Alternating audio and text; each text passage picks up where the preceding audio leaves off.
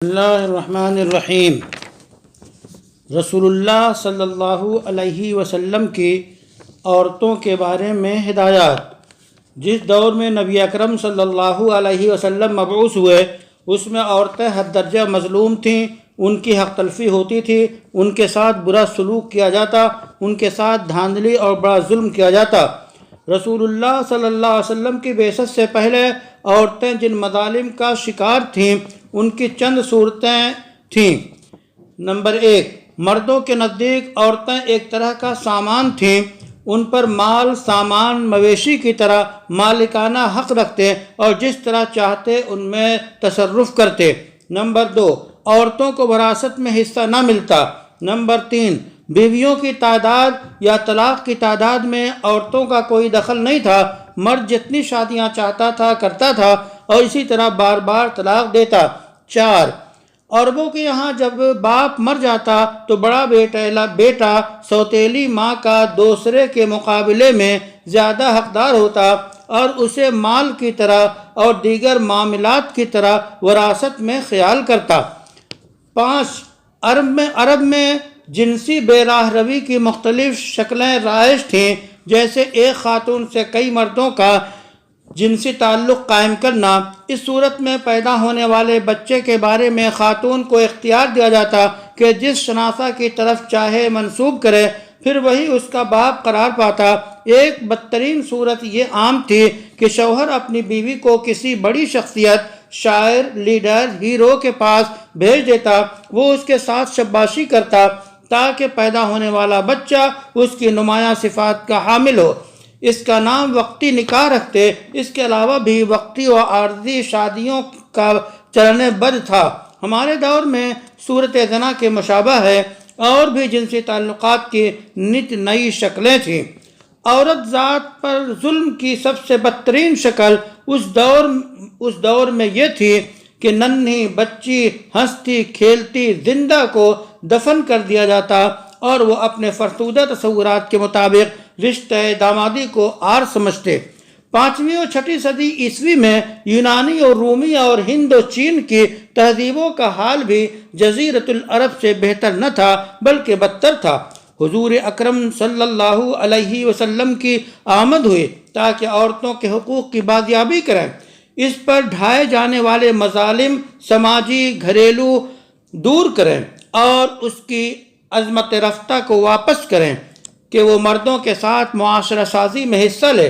دور جدید کی مثال بھی ہے کہ برطانیہ میں بیوی بیچنے کا رواج تھا اور یہ در حقیقت طلاق کا بدل تھا، کیونکہ طلاق کی عملی شکل بہت مشکل تھی۔ عام لوگوں کی رسائی طلاق کے وسائل تک نہ تھی، بس مالدار گھرانوں کے لیے برطانیہ میں دسترس تھی اور انگلینڈ میں آسانیاں تھیں۔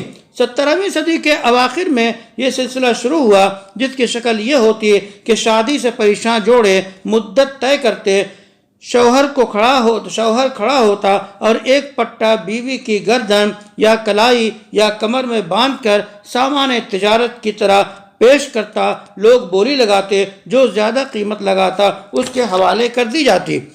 5ویں صدی عیسوی میں ایک میٹنگ ہوئی جس کا موضوع تھا عورت صرف جسم ہے یا اس میں روح بھی ہے۔ بحث و مذاکرے کے بعد طے پایا کہ عورت جہنم سے نجات پانے والی روح سے خالی ہے۔ 1958 میں فرانس میں ایک کانفرنس بلائی گئی جس میں ایک تجویز پاس ہوئی کہ عورت انسان تو ہے لیکن مردوں کی خدمت کے لیے پیدا کی گئی ہے۔ قرآن میں عورتوں کے سلسلے میں ہدایات۔ قرآن کریم نے عورت کا خاص خیال رکھا اور اس کے نام سے ایک سورہ خاص کیا، سورہ نساء۔ اسی طرح دوسری سورہ مریم کے نام پر رکھی گئی۔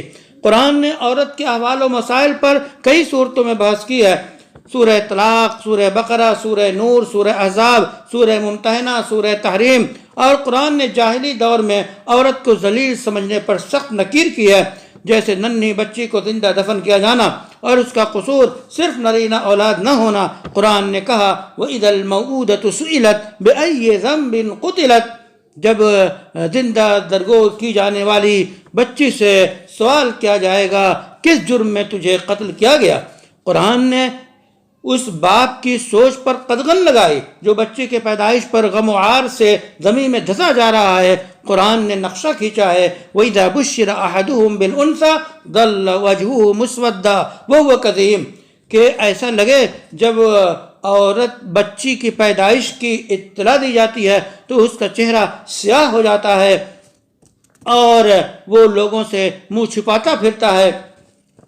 قرآن نے اولاد کو بچہ ہو یا بچی فقر و فاقہ کے اندیشے سے قتل کرنے کی ممانعت کی ہے۔ اللہ نے صاف فرما دیا وَلَا تَقْتُلُوا أَوْلَادَكُمْ مِنْ إِمْلَاقٍ نَحْنُ نَرْزُقُكُمْ وَإِيَّاهُمْ، کہ اپنی اولاد کو موجودہ فاقے کے خوف سے قتل نہ کرو اور ہم تمہیں بھی روزی دیتے ہیں اور انہیں بھی روزی دیتے ہیں۔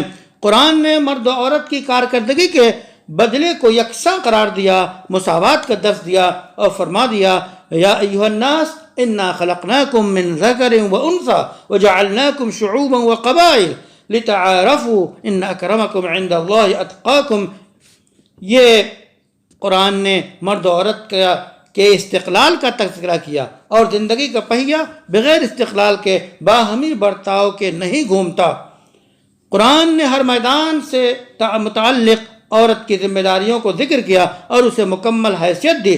فرمایا وَمَنْ يَعْمَلْ مِنَ الصَّالِحَاتِ مِنْ ذَكَرٍ أَوْ أُنْثَىٰ وَهُوَ مُؤْمِنٌ فَأُولَٰئِكَ يَدْخُلُونَ الْجَنَّةَ، فرما دیا کہ جو مرد ہو یا عورت نیکیاں کرے ایمان کی حالت میں تو وہ لوگ جنت میں جائیں گے اور ذرہ برابر ان پہ زیادتی نہ ہوگی۔ اللہ تعالیٰ نے قیامت کے دن بدلہ کے بارے میں مرد و عورت کا امتیاز نہیں رکھا۔ فرمایا وعد اللہ المؤمنین والمؤمنات جنات تجری من تحتها الانہار، کہ اللہ نے مومن مردوں اور مومن عورتوں سے وعدہ کیا ایسی جنت و باغات کا جس کے تلے نہریں جاری ہوں گی، اس میں ہمیشہ رہیں گے، اور اس کو عظیم کامیابی قرار دیا۔ اسی اصول کا تذکرہ سورہ احزاب میں بھی فرما دیا گیا اور صاف کہہ دیا گیا کہ مومن مرد ہوں مومن عورتیں ہوں، اور اسی طرح صدقہ دینے والے صدقہ کرنے والیاں، اسی طرح روزہ رکھنے والے روزہ رکھنے والیاں، اور اسی طرح اپنے جو ہے حفاظت آبرو کی حفاظت کرنے والے مرد اور عورتیں، اللہ کو کثرت سے یاد کرنے والے مرد اور عورتیں، ان سب کے لیے اللہ نے بخشش اور اجر عظیم تیار کر رکھا ہے۔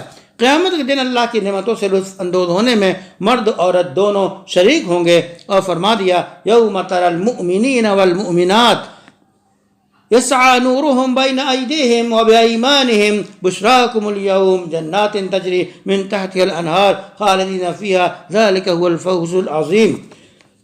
آپ مومن مردوں اور مومن عورتوں کو دیکھیں گے، ان کے سامنے نور ہوگا اور ان کے دائیں جانب بھی ہوگا، اس دن ان کے لیے خوشخبری ہوگی جنت کی، جس طرح نہریں جاری ہوں گی، وہ ہمیشہ اس میں رہیں گے اور یہ بڑی کامیابی ہوگی۔ خواتین کا تذکرہ احادیث میں بھی باضابطہ مکمل طور پہ کیا گیا ہے۔ محمد عربی صلی اللہ علیہ وسلم عورتوں کے مسائل کا خاص اہتمام فرماتے۔ سماج میں عورت کی جو تصویر مسخ کر دی گئی اسے درست کرنے کی صحیح فرماتے، عورت کی جو رسوائی ہوئی اس کی تلافی کرنے کی کوشش کرتے، عورتوں کے ساتھ انسانیت سے دور معاملات کرنا ناپسند کرتے۔ آپ صلی اللہ علیہ وسلم نے عورتوں کے مسائل کے حل کے لیے دو باتوں پر خاص توجہ دی، ایک تو معاشرہ کے اندر عورتوں کے حقوق کے تئیں بیداری پیدا کرنا، دوسرے خود عورتوں کے اپنی صلاحیتوں کی ترقی اور اپنے حقوق ذمہ داریوں سے واقف ہونے کی رہنمائی کرنا، تاکہ عورت زندگی کے تقاضوں کی تکمیل میں مردوں کی شریک ہو سکے۔ عورت کے بارے میں رسول اللہ صلی اللہ علیہ وسلم نے سخت تاکید فرمائی، عورتوں کے بارے میں معاشرہ کو سخت تاکید فرمائی کہ وہ ماں ہو، بہن ہو، بیوی ہو، بیٹی ہو، پھوپھی ہو، خالہ ہو، دادی ہو، نانی ہو، اسی شکل میں عورت ہوتی ہے۔ تو فرما دیا ان اللہ یوصیکم بالنساء خیرا، اللہ تعالیٰ تمہیں عورتوں کے بارے میں بھلائی کرنے اور اچھا سلوک کرنے کی سخت تاکید فرماتا ہے، اور وہ تمہاری مائیں ہیں یا تمہاری بیٹیاں ہیں یا تمہاری خالائیں ہیں۔ اور یہ اللہ تعالیٰ نے عورتوں کے ساتھ حسن سلوک کی تاکید فرماتے ہیں، کیونکہ وہ مائیں، بیٹیاں، خالائیں جب کوئی اہل کتاب کسی عورت سے شادی کرتا اور بندھن میں بندھ جاتے تو دونوں ایک دوسرے سے جدا ہوتے ہیں، یہاں تک کہ بوڑھے ہو کر مر جاتے ہیں۔ آپ صلی اللہ علیہ وسلم نے فرما دیا کہ خاص طور پہ جو آپ نے حجۃ الوداع کے موقع پر آپ نے جو عرفات کے منبر سے جو خطبہ دیا اور اس میں انسانیت کے لیے بنیادی اصول اور بنیادی ضابطے بیان کیے گئے، اس خطبے میں ایک بات خاص طور پر اللہ کے رسول نے فرمائی، استوصوا بالنساء خیرا فإنہن عندکم عوان، کہ عورتوں کے ساتھ اچھا سلوک کرو، وہ تمہاری دست نگر ہیں، تو ان کے ساتھ اچھا سلوک کرنا تمہاری ذمہ داری ہے۔ اسلام نے قرآن اور احادیث، رسول اللہ صلی اللہ علیہ وسلم کی تعلیمات، آپ صلی اللہ علیہ وسلم کے عمل کے ذریعہ عورتوں کے حقوق کو تحفظ دیا، عملی طور پہ عورتوں کا ایسا معاشرہ تیار کر دیا کہ ان عورتوں کو ہر طرح کی ترقی کرنے کے اختیارات حاصل رہے، اور انہوں نے دنیا کی رہنمائی کے فریضے انجام دیے۔ عورتوں کے حقوق کا حامی اور حامل اور پیغام رساں ہے تو دین اسلام۔